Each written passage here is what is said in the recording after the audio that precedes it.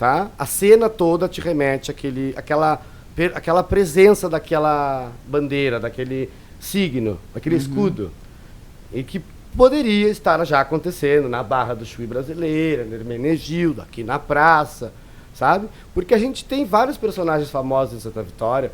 Eu não sou o pioneiro da luta LGBT em Santa Vitória. Eu talvez seja a pessoa que mais se altiva a falar, tipo, grita e berra Hoje? mesmo. Hoje. Mas eu venho de exemplos como o Joca, como o Golgersi, como outros professores que a gente sabe que são pessoas de boa índole, que sempre foram muito figuras ilustres do município aqui, conhecidos, né?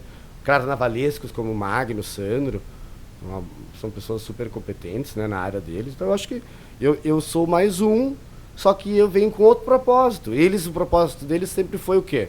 Viver nessa sociedade, né? E ser...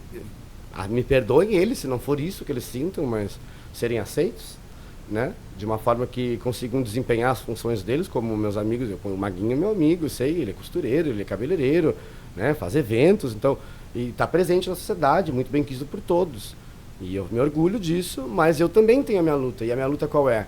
Tem coisas ainda, direitos e falas e reflexões aqui no nosso município que não são falados, tem certos tabus.